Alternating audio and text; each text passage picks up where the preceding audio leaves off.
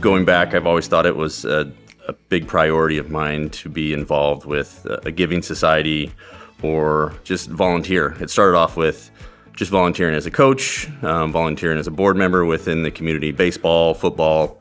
And then I was always looking for something to increase that volunteerism. And, my mother-in-law, Nancy Depew, obviously she's a volunteer for many organizations in the area. Kind of took a page out of her book. She was a board member here for the foundation.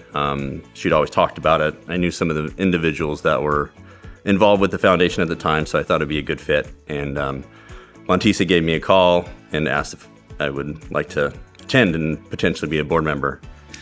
Yeah, so I was asked to join the foundation by Jeff Zambo, one of the past presidents, and to be honest, I had never really thought of it as an option for me or something that I was like seeking out. But when he brought it up to me, I started thinking about it. And my mom, when she was born with a cleft palate, which means she didn't have a roof to her mouth. And so she spent a lot of time in the Children's Hospital up in Palo Alto. Ever since then, she's always sort of been involved with different hospital groups and in particular children's hospitals.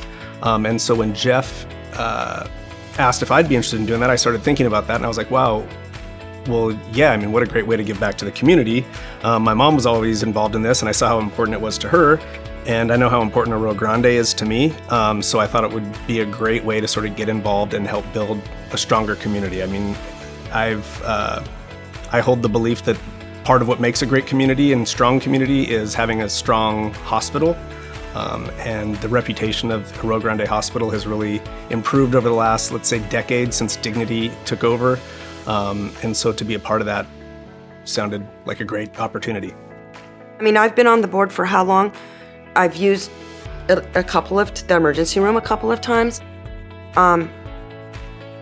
But I'm still, it takes a long time to really understand what it's all about, If people will come in and say, well, why? I kept saying, why'd you pick me to be on the board? Why'd you pick me? People are saying the same thing. Denise says the same thing. Denise! I mean, she knows so many people and but especially our new board I'm just so excited about our new board. They're just, dynamic. Well, I'm a retired civil engineer, and after retirement, I thought, well, how can I help a little bit with any unmet needs in the community? And the easiest thing to think of course, is the hospital, because that really touches almost everybody in the community.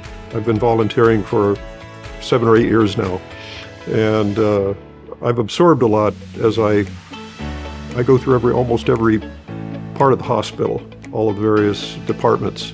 So it's been a real learning experience for me, and it's given me a real appreciation for what the comprehensive services are that are provided and how it all comes together, because the hospital never takes a day off. It's 7 days a week, 24 hours a day.